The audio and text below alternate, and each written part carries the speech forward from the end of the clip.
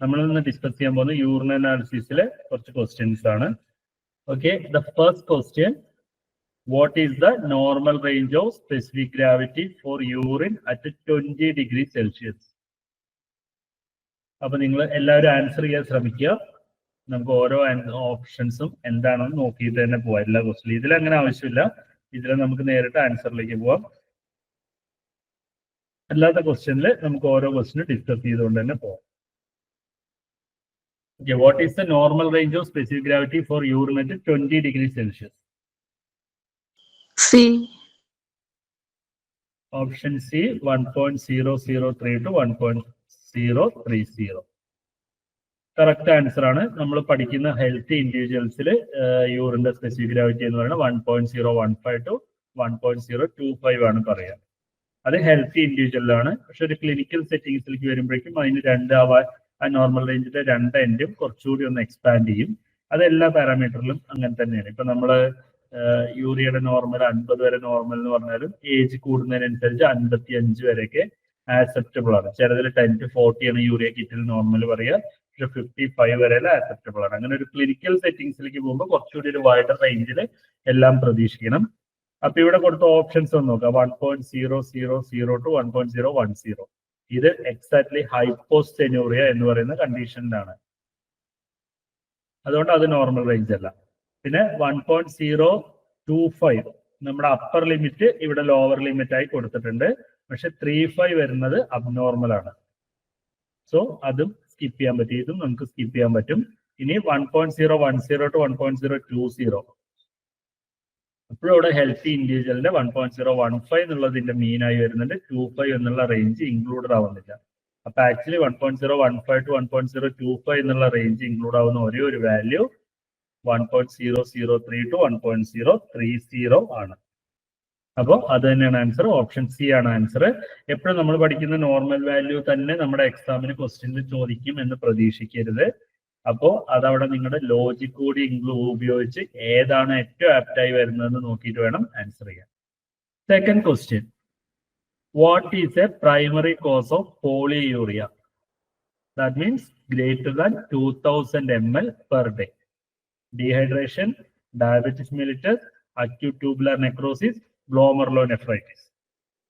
Diabetes mellitus. Diabetes mellitus. Yes, diabetes mellitus തന്നെയാണ് answer. എന്നാൽ നമുക്ക് ബാക്കി ഓപ്ഷൻസ് നോക്കാം. ഡീഹൈഡ്രേഷൻ എന്ന് പറയുന്ന കണ്ടീഷനിൽ ഡീഹൈഡ്രേഷൻ സംഭവിക്കുമ്പോൾ നമ്മുടെ ബോഡിയിൽ വാട്ടർ കണ്ടന്റ് കുറയുകയാണ് ചെയ്യുന്നത്. അപ്പോൾ ഒരിക്കലും നമുക്ക് പോളിയൂറിയ എന്നുള്ള കണ്ടീഷൻ അല്ല വരിക. നമുക്ക് വരുന്ന കണ്ടീഷൻ ഡീഹൈഡ്രേഷൻ എല്ലാം വരുമ്പോൾ ഒളിഗൂറിയ എന്നുള്ള കണ്ടീഷനാണ് വരിക. ഒളിഗൂറിയാണ് കോസ് ചെയ്യുക. Then acute tubular necrosis. Diabetes mellitus right answer ആണ്. അക്യൂട്ട് ട്യൂബുലർ നെക്രോസിസ് എന്ന് പറഞ്ഞാൽ ട്യൂബ്യൂൾസിന് നെക്രോസ് വരുമ്പോൾ അതിന്റെ ഏർലി സ്റ്റേജിൽ നമുക്ക് ഒളിഗൂറിയ തന്നെയാണ് വരിക. കുറച്ചുകൂടി അഡ്വാൻസ് ചെയ്യുമ്പോൾ anuria, less than 100 ml per day എന്നുള്ള കണ്ടീഷനിലേക്കാണ് അക്യൂട്ട് ട്യൂബുലർ നെക്രോസിസ്. കിഡ്നി ട്യൂബ്യൂളിന് നെക്രോസിസ് സംഭവിക്കുക, അത് അക്യൂട്ട് ആയിട്ടാണ്, സഡൻ ആയിട്ട് സംഭവിക്കുക. Then glomerulonephritis. ഗ്ലോമെറുലോനെഫ്രൈറ്റിസ് എന്ന് പറഞ്ഞു കഴിഞ്ഞാൽ അത് പ്രോട്ടീനൂറിയ, ഹെമച്ചൂറിയ അങ്ങനെയുള്ള കാര്യങ്ങളൊക്കെയാണ് കാണിക്കുക. പക്ഷെ അവിടെ യൂറിൻ ഔട്ട്പുട്ട് നോർമലോ ഡിക്രീസ്ഡ് ആയിരിക്കില്ല, ഒരിക്കലും ഇൻക്രീസ്ഡ് ആയിരിക്കില്ല. സോ നമുക്ക് ആ ഓപ്ഷനും സ്കിപ്പ് ചെയ്യാവുന്നതാണ്. സോ റൈറ്റ് ആൻസർ എന്ന് പറയുന്നത് ഡയബറ്റിസ് മെലിറ്റസ് തന്നെയാണ്.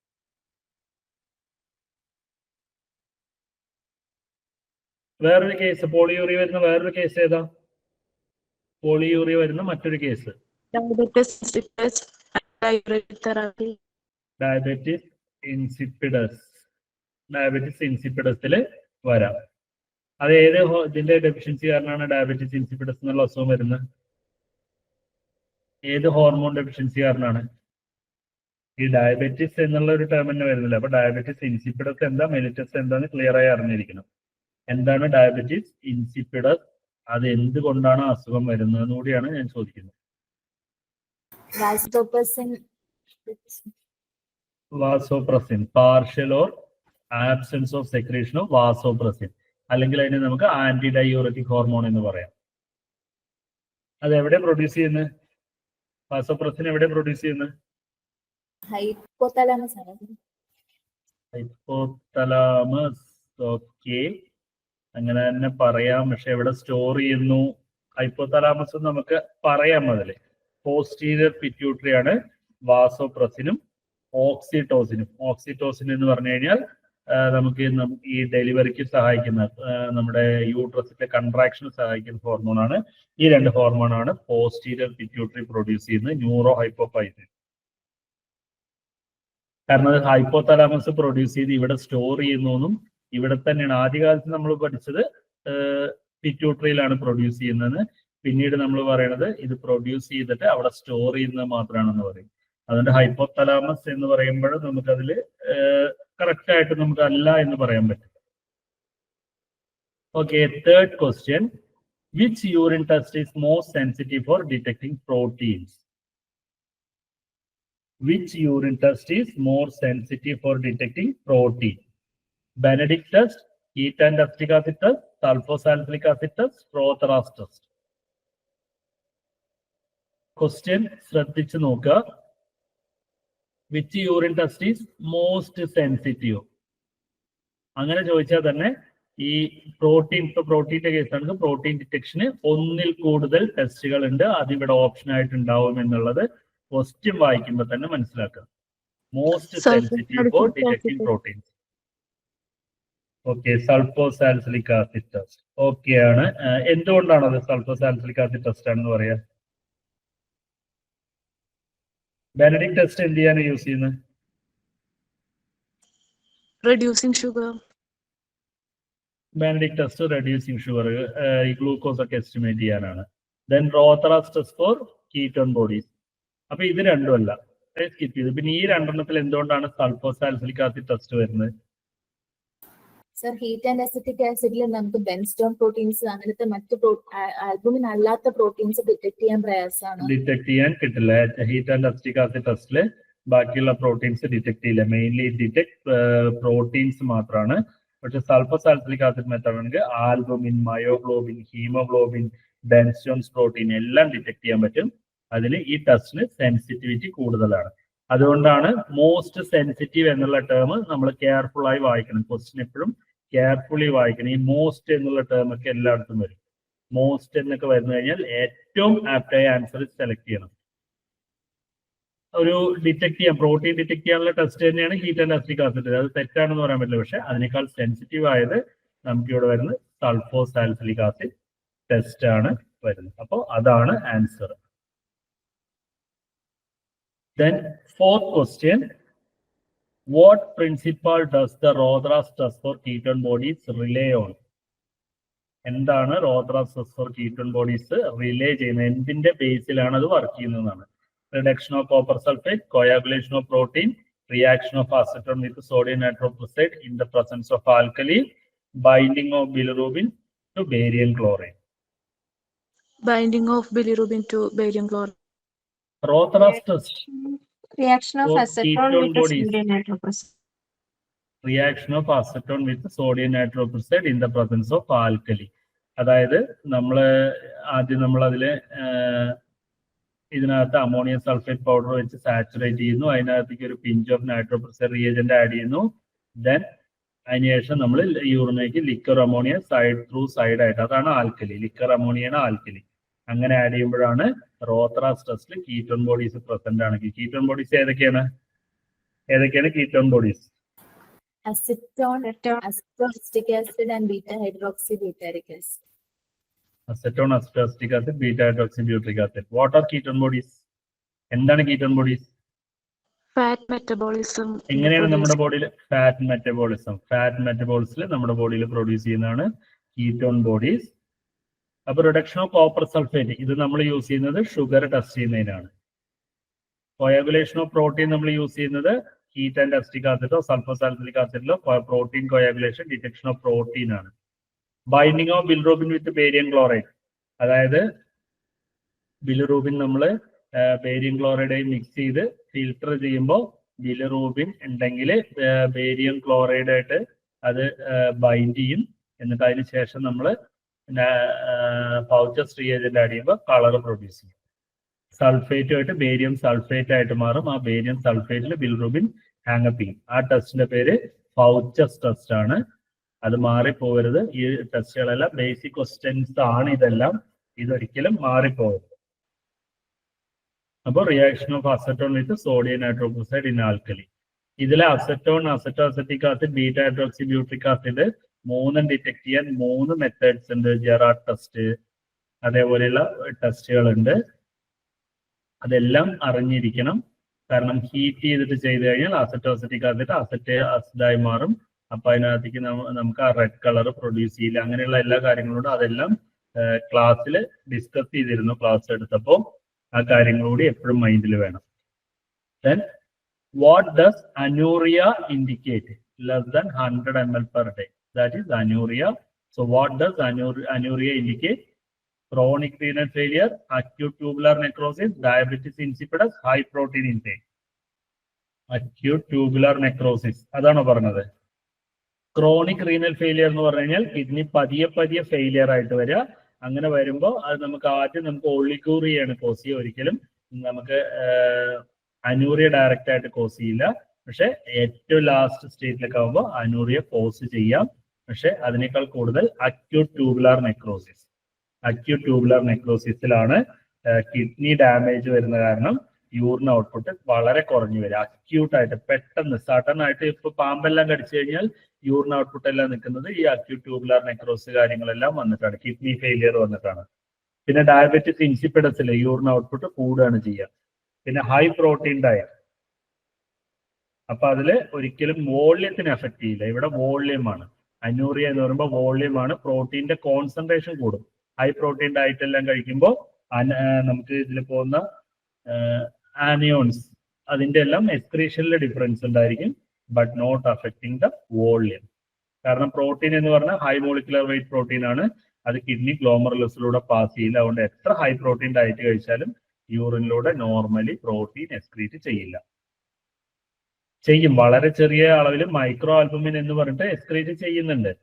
അത് നമുക്ക് വളരെ കുറഞ്ഞ വോള്യത്തിൽ എക്സ്ക്രീറ്റ് ചെയ്യുന്നുണ്ട് നമ്മുടെ ബോഡിയിൽ. പക്ഷെ അത് അൺഡിറ്റക്റ്റബിൾ എമൗണ്ട് ആണ്. So answer acute tubular necrosis. അത് തന്നെയാണ് answer. Then next question. A patient with persistent glycosuria but normal blood glucose level may have which condition? അതായത് പേഷ്യന്റിന് യൂറിനിൽ ഷുഗർ കാണുന്നുണ്ട്, പക്ഷെ ബ്ലഡ് ഗ്ലൂക്കോസ് ലെവൽ നോർമൽ ആണ്. It indicate renal glycosuria, diabetes mellitus, nephrotic syndrome, chronic glomerulonephritis. Renal glycosuria. Renal glycosuria തന്നെയാണ് right answer. ബാക്കി options കൂടെ diabetes mellitus എന്ന് പറഞ്ഞു കഴിഞ്ഞാൽ നമുക്ക് ഡയബറ്റിസ് മെലിറ്റസ് നമ്മുടെ ബ്ലഡിൽ ഷുഗർ കൂടുതലുള്ള അവസ്ഥയാണ് diabetes mellitus. So, what is the renal threshold for glucose? 180 milligram per deciliter. 180 milligram per deciliter. അപ്പോൾ നമ്മുടെ blood sugar 180 milligram per deciliter വന്നു കഴിഞ്ഞാൽ നമ്മുടെ യൂറിനിലൂടെ ഷുഗർ എക്സ്ക്രീറ്റ് ചെയ്യും. യൂറിനിൽ ഷുഗർ കാണും. അതാണ് അതാണ് റീനൽ ത്രെഷോൾഡ് എന്ന് പറയുന്നത്. അപ്പോൾ ഇവിടെ എന്ന് പറഞ്ഞാൽ patient blood glucose level normal എന്നാണ് പറയുന്നത്. നോർമൽ ബ്ലഡ് ഗ്ലൂക്കോസ് ലെവൽ എന്ന് പറഞ്ഞാൽ എന്തായാലും മാക്സിമം ഇനിയിപ്പോൾ PPPS ആണെങ്കിൽ പോലും 160 ബിലോ ആയിരിക്കും വരിക. സോ അപ്പൊ അതല്ല, അതുകൊണ്ട് തന്നെ ഡയബറ്റിസ് മെലിറ്റസ് സ്കിപ്പ് ചെയ്യാം. പിന്നെ നെഫ്രോട്ടിക് സിൻഡ്രം എന്ന് പറഞ്ഞു കഴിഞ്ഞാൽ ഒരിക്കലും നെഫ്രോട്ടിക് സിൻഡ്രത്തിൽ നമുക്ക് വരുന്നത് ഷുഗർ അല്ല. നെഫ്രോട്ടിക് സിൻഡ്രത്തിൽ ലിപ്പിഡ്സും പ്രോട്ടീനും ആണ് യൂറിനിലൂടെ എക്സ്ക്രീറ്റ് ചെയ്യുക. അതാണ് നെഫ്രോട്ടിക് സിൻഡ്രം. പിന്നെ ക്രോണിക് ഗ്ലോമറുലോനെഫ്രൈറ്റിസ് എന്ന് പറഞ്ഞു കഴിഞ്ഞാൽ അത് ക്രോണിക് ആയിട്ട് പതിയെ കിഡ്നിയുടെ ഗ്ലോമറുലസിനെ ഫിൽട്ടർ ചെയ്യുന്ന ഗ്ലോമറുലസിനെ ബാധിക്കുന്നതാണ്. So leading to protein. അപ്പൊ ഗ്ലോമറുലസിന് ഡാമേജ് വരുമ്പോൾ protein and blood in urine rather than glycosuria. Sugar കാണുന്നതിനേക്കാൾ കൂടുതൽ പ്രോട്ടീൻ ആണ്. ഗ്ലോമറുലസിന് ഇത് വരുമ്പോൾ പ്രോട്ടീൻസ് കാണാനുള്ള സാധ്യതയുണ്ട്. പിന്നെ ഒരുപാട് ബ്ലഡ് എക്സ്ക്രീറ്റ് ചെയ്യും. RBC ബ്ലഡ് ആണല്ലോ അവിടെ വെച്ച് ഫിൽട്ടർ ചെയ്യുന്നത്. അപ്പൊ ഗ്ലോമറുലസിന് ഡാമേജ് വരുമ്പോൾ RBCs എല്ലാം യൂറിനിൽ കാണും. സോ റീനൽ ഗ്ലൈക്കോസൂറിയ എന്ന് പറഞ്ഞാൽ ബ്ലഡ് ഗ്ലൂക്കോസ് ലെവൽ നോർമൽ ആവുമ്പോഴും നമ്മുടെ കിഡ്നി ട്യൂബ്യൂൾസിന്, അതായത് റീനൽ ട്യൂബ്യൂൾസിന് അവിടെയുള്ള ഷുഗറിനെ റീഅബ്സോർബ് ചെയ്യാൻ കഴിയാതെ വരുമ്പോൾ ബ്ലഡ് ഗ്ലൂക്കോസ് ലെവൽ നോർമൽ ആയിരിക്കും. കുറെ കഴിഞ്ഞ് ഇതിലൂടെ ഇങ്ങനെ എക്സ്ക്രീഷൻ വരുന്നതുകൊണ്ട് ബ്ലഡ് ഗ്ലൂക്കോസ് ലെവൽ ലോ ആയിരിക്കും. ലോ അല്ലെങ്കിൽ നോർമൽ ആയിരിക്കും. കാരണം ലോ ആകുമ്പോൾ നമ്മുടെ ബോഡി ഓട്ടോമാറ്റിക് ആയിട്ട് ഗ്ലൂക്കോൺ പ്രൊഡ്യൂസ് ചെയ്ത് ഗ്ലൂക്കോനിയോജെനിസിസും ഗ്ലൈക്കോജീനോലൈസിസ് എല്ലാം പ്രൊമോട്ട് ചെയ്ത് നമ്മുടെ ബ്ലഡ് ഗ്ലൂക്കോസ് ലെവൽ നോർമലിൽ നിർത്തും. പക്ഷെ കിഡ്നി ട്യൂബ്യൂൾസിന് അതിലൂടെ ഫിൽട്ടർ ചെയ്ത് വരുന്ന ഷുഗർ മോളിക്യൂൾസിനെ റീഅബ്സോർബ് ചെയ്യാൻ കഴിയാത്തതുകൊണ്ട് യൂറിനിൽ ഷുഗർ കാണിക്കും, ഗ്ലൈക്കോസൂറിയ കാണിക്കും. Glucose in urine, glycosuria. Sugar in urine എന്താ പറയാ?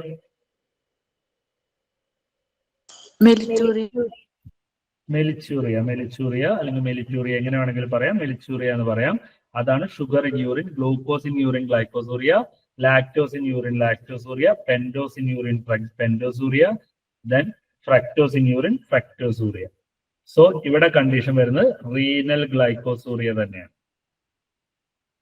Next question, what does a fixed specific gravity of 1.010 indicate?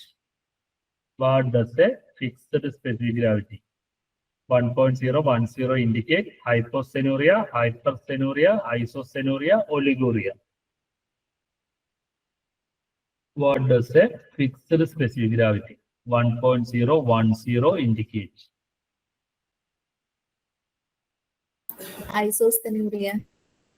ഐസോസ്റ്റെനൂറിയ. അതായത് സ്പെസിഫിക് ഗ്രാവിറ്റി യൂറിനെ കോൺസെൻട്രേറ്റ് ചെയ്യാനോ ഡയല്യൂട്ട് ചെയ്യാനോ കിഡ്നിക്ക് കഴിയാതെ വന്നിട്ട് അങ്ങനെയുള്ള ഈ പറയുന്ന റീനൽ ഫെയിലിയർ, അതായത് അങ്ങനെയുള്ള കണ്ടീഷനിൽ ഈ renal failure, acute renal failure അല്ലെങ്കിൽ ഗ്ലോമർലോനെഫ്രൈറ്റിസ് ഇങ്ങനെയുള്ള കണ്ടീഷനിലെല്ലാം ചില സമയത്ത് ഗ്ലോമർലോനെഫ്രൈറ്റിസിൽ പിന്നെ പ്രോട്ടീനും ബ്ലഡ് എല്ലാം വരുന്നതുകൊണ്ട് സ്പെസിഫിക് ഗ്രാവിറ്റി കൂടുതലായിരിക്കും. എന്നാലും ഈ ഡയബറ്റിസ് ഇൻസിപ്പിഡസിലാണെങ്കിലും ഡയബറ്റിസ് ഇൻസിപ്പിഡസിൽ യൂറിനെ കോൺസെൻട്രേറ്റ് ചെയ്യാൻ കഴിയാത്തതുകൊണ്ട് തന്നെ 1.010 അതുപോലെ അക്യൂട്ട് ട്യൂബുലാർ നെക്രോസിലെല്ലാം വളരെ ഫിക്സഡ് ആയിട്ട് യൂറിനെ കോൺസെൻട്രേറ്റ് ചെയ്യാനും കഴിയില്ല, ഡയലൂട്ട് ചെയ്യാനും കഴിയാത്തതുകൊണ്ട് 1.010 ഫിക്സഡ് ആയിട്ട് സ്പെസിഫിക് ഗ്രാവിറ്റിയിൽ യൂറിൻ എക്സ്ക്രീറ്റ് ചെയ്യുന്നതാണ് ഐസോസ്റ്റെനൂറിയ. ഇതിൽ താഴെ വരുമ്പോൾ നമ്മൾ ഹൈപ്പോസ്റ്റെനൂറിയ എന്ന് പറയും. 1.030 കൂടുതൽ വന്നാൽ നമ്മൾ ഹൈപ്പർസ്റ്റെനൂറിയ എന്ന് പറയും കണ്ടീഷൻ. പിന്നെ ഒലിഗൂറിയ എന്ന് പറഞ്ഞു കഴിഞ്ഞാൽ decrease urine output less than 600 ml per day ആണ് ഒലിഗൂറിയ എന്നുള്ള കണ്ടീഷൻ പറയുന്നത്. നെക്സ്റ്റ് ക്വസ്റ്റ്യൻ,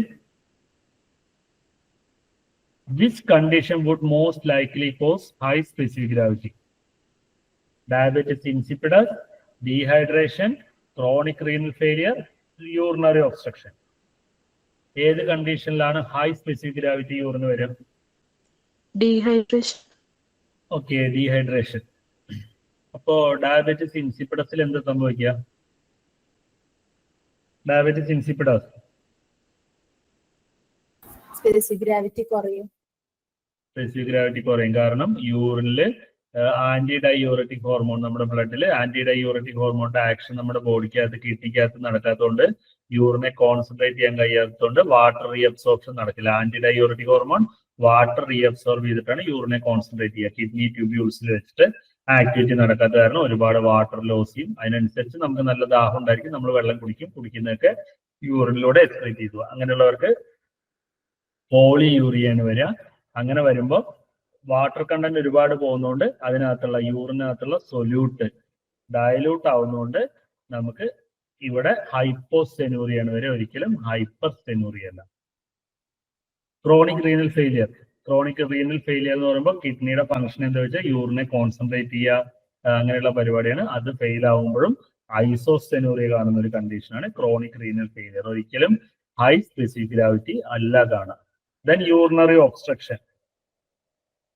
യൂറിനറി ഒബ്സ്ട്രക്ഷൻ വരുമ്പോൾ യൂറിൻ വോള്യത്തിനെയാണ് അഫക്റ്റ് ചെയ്യുക, ഒരിക്കലും യൂറിന്റെ സ്പെസിഫിക് ഗ്രാവിറ്റി അല്ല. എന്തെങ്കിലും കാരണം കൊണ്ട് ഒബ്സ്ട്രക്ഷൻ വരികയാണ് യൂറിനറി ട്രാക്റ്റിനെങ്കിൽ അവിടെ സംഭവിക്കുന്ന യൂറിൻ ഔട്ട്പുട്ട് റെസ്ട്രിക്റ്റ് ആവുന്നതിനപ്പുറം അതിന്റെ സ്പെസിഫിക് ഗ്രാവിറ്റിയിൽ ചേഞ്ചസ് ഒന്നും വരില്ല. പിന്നെ ഡീഹൈഡ്രേഷനിൽ സംഭവിക്കുന്നത് എന്താ വെച്ചാൽ അവിടെ നോർമൽ യൂറിൻ തന്നെയായിരിക്കും, അതിൽ കൂടുതൽ പ്രോട്ടീനോ ലിപ്പിഡ്സോ കാർബോഹൈഡ്രേറ്റ്സോ അങ്ങനെ ഒരു സാധനങ്ങളോ കീറ്റോൺ ബോഡീസോ ഒന്നും എക്സ്ക്രീറ്റ് ചെയ്യുന്നുണ്ടായിരിക്കില്ല. പക്ഷെ ഡീഹൈഡ്രേഷൻ കാരണം നമ്മുടെ ബോഡി നോർമൽ ADH ഫംഗ്ഷൻ എല്ലാം വരുമ്പോൾ വാട്ടർ കണ്ടന്റ് ബോഡിയിൽ കുറയുമ്പോൾ യൂറിന് മാക്സിമം റീഅബ്സോർബ് ചെയ്ത് യൂറിനെ മാക്സിമം കോൺസെൻട്രേറ്റ് ചെയ്യും. അപ്പൊ രാത്രി ഒന്നും നമ്മൾ അധികം വെള്ളം കുടിക്കാത്തത് കൊണ്ടാണ് ഏർലി മോർണിംഗ് യൂറിൻ ഭയങ്കര കളേർഡ് ആയിട്ട് ഹൈലി കോൺസെൻട്രേറ്റഡ് ആവുന്ന കാരണം രാത്രി വെള്ളം നമ്മൾ കുടിക്കായിരിക്കും. ഒരു തവണ എണീറ്റ് കുടിക്കും, ചിലപ്പോൾ 2 തവണ എണീറ്റ് കുടിക്കുന്നുണ്ടാവും. നോർമൽ ഉള്ളവർക്ക് പറയുന്നത്. ചില ആൾക്കാർ ചിലപ്പോൾ ഉണരാത്ത ആൾക്കാരുണ്ടെങ്കിൽ രാത്രി ഒക്കെ യൂറിൻ ബോഡിയിൽ വാട്ടർ കണ്ടന്റ് പറയുമ്പോൾ നമ്മുടെ യൂറിൻ ബ്ലാഡറിൽ എത്തുന്നതിന് മുമ്പ് തന്നെ കിഡ്നി മാക്സിമം കോൺസെൻട്രേറ്റ് ചെയ്തിട്ട് അതിനെ ബ്ലാഡറിലേക്ക് എത്തിക്കൂ. അങ്ങനെ വരുമ്പോൾ റീ അബ്സോർപ്ഷൻ നടക്കുന്നുണ്ട്. High specific gravity scene in dehydration. Diabetes mellitus എന്നതിൽ ഓപ്ഷൻ ഉണ്ടെങ്കിൽ ഏതായിരിക്കും ആൻസർ? Diabetes mellitus. ഡയബറ്റിസ് ഇൻസിപ്പിഡസിന് പകരം ഡയബറ്റിസ് മെലിറ്റസ് എന്നാണ് ഓപ്ഷൻ എങ്കിൽ ഡീഹൈഡ്രേഷനേക്കാൾ കൂടുതൽ പോസിബിലിറ്റി ഡയബറ്റിസ് മെലിറ്റസിനാണ്. കാരണം ഡയബറ്റിസ് മെലിറ്റസിൽ ഈ ഗ്ലൂക്കോസ് എക്സ്ക്രീറ്റ് ചെയ്യുമ്പോൾ സൊല്യൂട്ട് കോൺസെൻട്രേഷൻ കൂടുന്നതുകൊണ്ട് ഹൈ സ്പെസിഫിക് ഗ്രാവിറ്റിയാണ് വരിക. സോ അതേപോലെ നെഫ്രോട്ടിക് സിൻഡ്രോം എന്നാലും ഹൈ സ്പെസിഫിക് ഗ്രാവിറ്റി വരിക. ഡയബറ്റിസ് മെലിറ്റസിനേക്കാൾ കൂടുതൽ സ്പെസിഫിക് ഗ്രാവിറ്റി നെഫ്രോട്ടിക് സിൻഡ്രത്തിൽ വരും. കാരണം കാർബോഹൈഡ്രേറ്റ് മോളിക്യൂളിനെ പോലെയല്ല പ്രോട്ടീൻ മോളിക്യൂൾ, ആൽബുമിനെല്ലാം ലാർജ് മോളിക്യൂൾസ് ആണ്. കൂടുതൽ എക്സ്ക്രീറ്റ് ചെയ്യുമ്പോൾ ചിലപ്പോൾ മിൽക്കി കളേർഡ് യൂറിൻ വരെ കാണാൻ ചാൻസ് ഉണ്ട്. അത്രയും ടർബിഡ് യൂറിൻ ആയിരിക്കും. അതിനനുസരിച്ച് സ്പെസിഫിക് ഗ്രാവിറ്റി വളരെ കൂടുതലായിരിക്കും. Next question, what is the function of adding acetic acid in the heat and acetic acid test? അല്ലെങ്കിൽ what is the role of acetic acid in heat and acetic acid test? To dissolve false positive phosphorus, to precipitate protein, to neutralize alkaline urine, to enhance the sensitivity of the test. To dissolve false positive. To dissolve false positive phosphorus. So വേറെ acetic ആസിഡിന്റെ അവിടെ യാതൊരു റോളും ഇല്ല. ആ P എച്ചിലേക്ക് change വരുത്തിയിട്ട് protein പ്രസിപ്പിറ്റേഷനെ promote ചെയ്യുന്ന അങ്ങനെ ഒന്നും ചെയ്യുന്നില്ല. ആക്ച്വലി അവിടെ പ്രോട്ടീനെ അസിറ്റിക് ആസിഡ് കൊയാഗുലേറ്റ് ചെയ്യുന്നുണ്ട്. ആക്ച്വലി അവിടെ പ്രസിപ്പിറ്റേറ്റ് ചെയ്യിക്കുന്നുണ്ട്. പക്ഷെ അത് നമ്മൾ ഹീറ്റ് ചെയ്യുമ്പോഴും ആ പ്രസിപ്പിറ്റേറ്റ് ആദ്യം വരുന്നുണ്ട്. അസിറ്റിക് ആസിഡ് ആഡ് ചെയ്യുമ്പോൾ അത് ആക്ച്വലി എൻഹാൻസ് ചെയ്യുന്നുണ്ട്. ആ ടെസ്റ്റില് സെൻസിറ്റിവിറ്റി അല്ല എൻഹാൻസ് ചെയ്യുന്നത്. To enhance sensitivity of the test എന്ന് പറയുന്നത് സെൻസിറ്റിവിറ്റി അല്ല.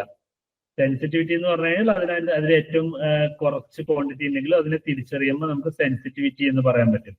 അതിനപ്പുറം കുറച്ചുകൂടി അതിന് ആസിഡ് പി എച്ച് കൂടി വരുമ്പോൾ കുറച്ചുകൂടി ആ പ്രോട്ടീൻ കോയഗുലേഷൻ സ്റ്റിമുലേറ്റഡ് ആവുന്നുണ്ട് എന്നുള്ളത് ശരിയാണ്. പക്ഷെ ആക്ച്വലി അവിടെ അസിറ്റിക് ആസിഡിന്റെ ഫംഗ്ഷൻ എന്ന് പറഞ്ഞാൽ to dissolve false positive phosphorus.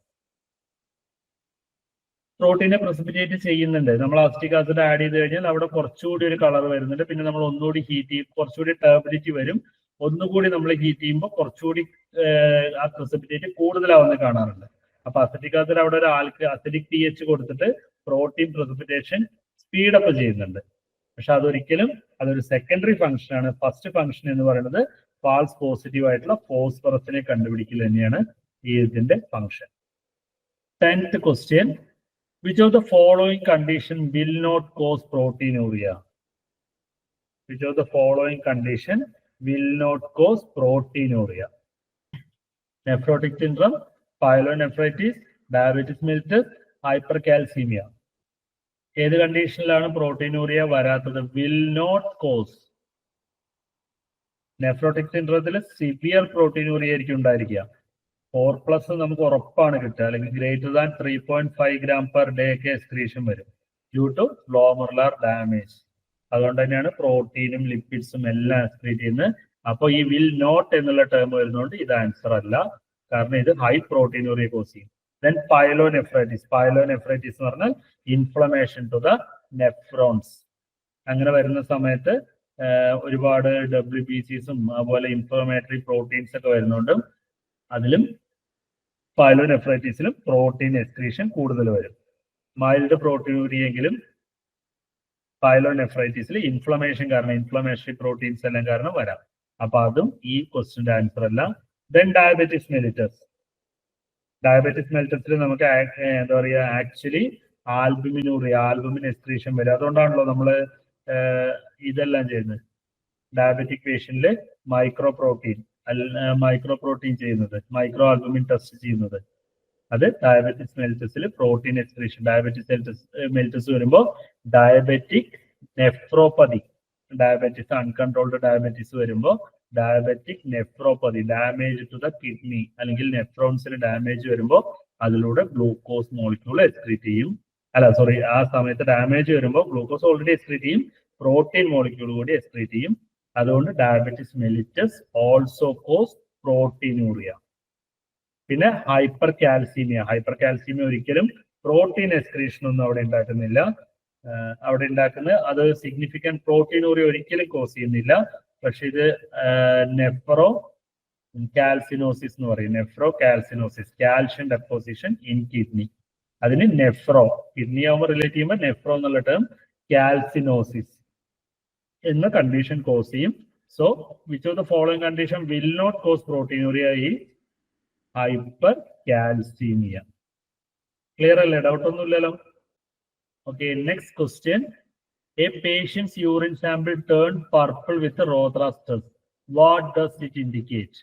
Presence of bile salt, presence of hemoglobin, presence of ketone body, presence of myoglobin. Presence of ketone bodies.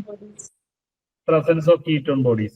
അതിൽ ഡൗട്ട് ഒന്നുമില്ല. റോത്ര ടെസ്റ്റ് ചെയ്യുമ്പോൾ നമുക്ക് പർപ്പിൾ കളർ റിംഗ് പ്രൊഡ്യൂസ് ചെയ്യും at the junction of ammonia, liquor ammonia and urine. Next question. A patient's urine is dark brown and the test positive for hemoglobin. Which is the most likely cause? Urine dark brown and the test positive for hemoglobin. Then what is the most likely cause? Glomerulonephritis, hemolytic anemia, diabetes mellitus, nephrotic syndrome. Hemolytic anemia. Haemolytic anaemia തന്നെയാണ് answer. കാരണം haemolytic anaemia വരുമ്പോൾ R B സിയുടെ membrane defect കാരണം ഒരുപാട് RBC lies ആവും. അങ്ങനെ വരുമ്പോൾ haemoglobin release ചെയ്യും. ഈ ഹീമോഗ്ലോബിൻ അതില് ഡാർക്ക് ബ്രൗൺ കളർ പ്രൊഡ്യൂസ് ചെയ്യും. ഹീമോഗ്ലോബിനൂറിയയില് ഡാർക്ക് ബ്രൗൺ കളർ വരും. ഗ്ലോമറുലോനെഫ്രൈറ്റിസ് എന്ന് പറഞ്ഞു കഴിഞ്ഞാൽ അവിടെ ഹെമച്ചൂറിയാണ് വരിക. ഗ്ലോമറുലോനെഫ്രൈറ്റിസിൽ അതാണ് ഡിഫറൻസ്. കൺഫ്യൂഷൻ വരരുത്. ഗ്ലോമറുലോനെഫ്രൈറ്റിസിൽ ഇൻടാക്ട് RBCs ആണ് യൂറിനിലൂടെ പാസ് ചെയ്ത് വരിക. നമ്മൾ മൈക്രോസ്കോപ്പിൽ നോക്കിയാൽ നമുക്ക് ഒരുപാട് RBC കാണും. അതാണ് ഗ്ലോമറുലോനെഫ്രൈറ്റിസ്. അത് റെഡ് കളറിലായിരിക്കും യൂറിന് കളർ വരിക. റെഡ് കളറാണ്, ഒരിക്കലും ഡാർക്ക് ബ്രൗൺ കളർ അല്ല. പിന്നെ ഡയബറ്റിസ് മെലിറ്റസ് ഹെമച്ചൂറിയ ഒരിക്കലും കോസ് ചെയ്യില്ല, ഗ്ലൈക്കോസൂറിയാണ് കോസ് ചെയ്യുക. അതേപോലെ നെഫ്രോട്ടിക് സിൻഡ്രം പ്രോട്ടീനൂറിയാണ് കോസ് ചെയ്യുക, ഒരിക്കലും ഹീമോഗ്ലോബിനൂറിയ അല്ല. ഹീമോഗ്ലോബിനൂറിയ വരുമ്പോഴാണ് നമ്മുടെ യൂറിന് ഡാർക്ക് ബ്രൗൺ കളർ വരിക. സോ ഹീമോലൈറ്റിക് അനീമിയാണ് അതിന്റെ answer. Next question. Which of the following cause oliguria less than 400 ml per day? അതാണ് ഒളിഗൂറിയ ലെസ് ദാൻ 100 ml പോകുമ്പോഴേക്കാണ് അത് അനൂറിയ ആയിട്ട് മാറുക. Which of the following cause oliguria? Diabetes mellitus, febrile state, acute tubular necrosis and diuretic therapy. Acute tubular നെക്രോസിസിൽ നമുക്ക് anuria വരാം. Early സ്റ്റേറ്റിൽ, starting സ്റ്റേറ്റിൽ ഒളിഗൂറിയ വരാം. പക്ഷെ കുറച്ചുകൂടി അഡ്വാൻസ് ചെയ്യുമ്പോൾ നമുക്കത് കണ്ടീഷൻ വരിക അനൂറിയ ആണെന്നുള്ള കണ്ടീഷനാണ് വരിക. അക്യൂട്ട് ട്യൂബുലർ നെക്രോസിസ്, ട്യൂബ്യൂൾസിന്റെ കിഡ്നി ട്യൂബ്യൂൾസിന് പെട്ടെന്നുള്ള സഡൻ ആയിട്ടുള്ള നെക്രോസ് വരും. അപ്പൊ അത് കോസ് ചെയ്യുക അനൂറിയാണ്, നോട്ട് ഒളിഗൂറിയ. അല്ലെങ്കിൽ ഏർലി അക്യൂട്ട് ട്യൂബുലർ നെക്രോസിസ് എന്ന് പറഞ്ഞാൽ നമുക്ക് ഒളിഗൂറിയ ആണെന്ന് നമുക്ക് പറയാം. ഇവിടെ അക്യൂട്ട് ട്യൂബുലർ നെക്രോസിസ് എന്ന് പറയുമ്പോൾ അതിന്റെ ഫൈനൽ സ്റ്റേജിൽ നമുക്ക് കോസ് ചെയ്യുന്നത് അനൂറിയ ആയിരിക്കും. ഡയൂററ്റിക് തെറാപ്പി കൊടുത്താൽ ഒരിക്കലും ഒളിഗൂറിയ അല്ല വരിക, പോളിയൂറിയാണ് വരിക. അതുപോലെ ഡയബറ്റിസ് മെലിറ്റസിൽ പോളിയൂറിയാണ് വരിക. സോ ഫെബ്രൈൽ സ്റ്റേറ്റ് എന്ന് പറയുമ്പോൾ നമുക്ക് നല്ല ഒരു പനിയെല്ലാം വന്നിട്ട് ഒരു വിറയലോട് കൂടി ഒരു പനിയെല്ലാം സമയത്ത് നമ്മുടെ യൂറിൻ ഔട്ട്പുട്ട് കുറയും. യൂറിൻ ഔട്ട്പുട്ട് കുറയാൻ കാരണം ഫ്ലൂയിഡ് ലോസ്, സ്വെറ്റിങ്ങിലൂടെ, വേർപ്പിലൂടെയൊക്കെ പനി വരുമ്പോൾ നമ്മുടെ ബോഡിക്ക് കൂടുതൽ വാട്ടർ കണ്ടന്റ് ആവശ്യം വരും. അതുകൊണ്ടാണ് ധാരാളം വെള്ളം കുടിക്കണം എന്ന് പറയുന്നത്. ഒപ്പം തന്നെ അങ്ങനെ ആ പനി വരുന്ന സമയത്ത് ഫെബ്രൈൽ സ്റ്റേറ്റില് സ്വെറ്റിലൂടെ ഒരുപാട് ഫ്ലൂയിഡ് ലോസ് വരും. അതുകൊണ്ട് യൂറിൻ ഔട്ട്പുട്ട് റെഡ്യൂസ് ചെയ്യുമ്പോൾ ഒളിഗൂറിയ കോസ് ചെയ്യും. 600 to 1500 ml വരെയാണ് നോർമൽ യൂറിൻ ഔട്ട്പുട്ട്. പക്ഷെ നമ്മൾ നോർമലി പറയുക ഏകദേശം 800 to 1200 ml എന്ന് പറയും normal healthy individual urine output. It depends upon the everything അതെല്ലാം റിലേറ്റ് ചെയ്തിട്ട് വരും യൂറിൻ ഔട്ട്പുട്ട് വരിക. പക്ഷെ നമുക്ക് ഒരു ക്ലിനിക്കൽ സെറ്റിംഗിൽ വൈഡ് ആയിട്ട് 600 മുതൽ 2000 ml വരെ നോർമൽ എന്ന് പറയാം. അപ്പോൾ 600-ൽ താഴെ വന്ന് 400-ന്റെ അടുത്തൊക്കെ എത്തുമ്പോഴാണ് നമ്മൾ ഒളിഗൂറിയ പറയുക. ദെൻ 100 ബിലോ പോകുമ്പോഴാണ് അനൂറിയ എന്നുള്ള കണ്ടീഷൻ വരിക. അപ്പൊ ഫെബ്രൈൽ സ്റ്റേറ്റിൽ പനിയെല്ലാം വരുന്ന സമയത്ത് ബോഡിയിൽ കൂടുതൽ വേർപ്പിലൂടെ നഷ്ടപ്പെടുക, അല്ലെങ്കിൽ ബോഡി ടെമ്പറേച്ചർ കൂടുതലാവുന്നതുകൊണ്ട് കൂടുതൽ വെള്ളം യൂട്ടിലൈസ് ചെയ്യുന്നതുകൊണ്ട് ഒളിഗൂറിയ കോസ് ചെയ്യാനുള്ള കാരണം ഒരെണ്ണം ഇതാ വരിക. അക്യൂട്ട് ട്യൂബുലർ നെക്രോസിസ് ആണ് ഇതിൽ കുറച്ചൊരു പോസിബിലിറ്റി വരുന്നത്. പക്ഷെ early stage of acute tubular നെക്രോസിൽ മാത്രമാണ് ഒളിഗൂറിയ വരിക. അത് അഡ്വാൻസ് ചെയ്യുന്നതോറും അനൂറിയയിലേക്ക് എത്തും നമ്മുടെ body. Next question, what is the principle of Benedict test for glucose? Reduction of copper sulfate to cuprous oxide, protein coagulation upon heating, precipitation of albumin, color reaction with ketones. Reduction of copper sulfate to cuprous oxide.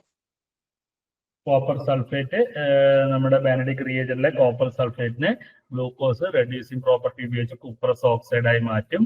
Cuprous ഓക്സൈഡിന്റെ കളറാണ് red colour വരിക.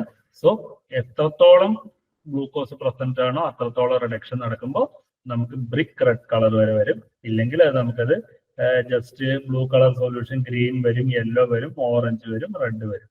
അത് അതിന്റെ അളവിനനുസരിച്ചാണ് വരിക, reduction അനുസരിച്ചാണ് വരിക. So reduction of copper sulphate to cuprous oxide. Next question, what is a false positive cause for sulphosalicylic acid test? What is a false positive cause for sulfosalicylic acid test? Very dilute urine, presence of radiographic dyes, pyelonephritis, ketone bodies in urine. Presence of radiographic dyes. Presence of radiographic dyes. Okay. അപ്പോൾ very dilute urine എന്താ cos ചെയ്യുക? Urine വളരെ dilute ആയി കഴിഞ്ഞാൽ പേഷ്യന്റിന് സൾഫോസാലിസിലിക് acid ടെസ്റ്റിൽ എന്ത് സംഭവിക്കും? Patient പ്രോട്ടീനൂറിയുള്ള ഒരാളാണ്, യൂറിൻ ഒരുപാട് ഡയലൂട്ട് ആവുമ്പോൾ എന്താണ് സംഭവിക്കുക സൾഫോസാലിസിലിക് ആസിഡ് ടെസ്റ്റിൽ? false negative. False negative. Sulphosalicylic acid ടെസ്റ്റിൽ ഡയലൂട്ട് യൂറിൻ വന്നാൽ നമുക്ക് സംഭവിക്കുക ഫോൾസ് നെഗറ്റീവ് ആണ്. ഫോൾസ് നെഗറ്റീവ് റിയാക്ഷൻ ആണ് നമുക്ക് കിട്ടുക. ഫോൾസ് നെഗറ്റീവ് റിസൾട്ട് ആണ് ഇതിൽ വരിക. ഫാൾസ് പോസിറ്റീവ് അല്ല. പ്രസൻസ് ഓഫ് റേഡിയോഗ്രാഫിക് ഡൈ ആണ് കറക്റ്റ് ആൻസർ. പയലോനെഫ്രൈറ്റിസിൽ ഒരുപാട് ആൽബുമിൻ എല്ലാം റിലീസ് ചെയ്യുന്നതുകൊണ്ട് സൾഫോസാലിസിലിക് ആസിഡ് പോസിറ്റീവ് തന്നെ കിട്ടും. കീറ്റോൺ ബോഡീസ് ഇൻ യൂറിൻ ഇതിന് റെലവെന്റ് അല്ല, നോട്ട് പ്രോട്ടീൻ അല്ല വരെ. ഇത് ഇവിടെ വരിക പയലോനെഫ്രൈറ്റിസ് കോസിങ് ട്രൂ പ്രോട്ടീനൂറിയാണ്. പ്രോട്ടീനൂറിയ തന്നെയാണ് പ്രൊഡ്യൂസ് ചെയ്യുക. So presence of radiographic dye is the right answer.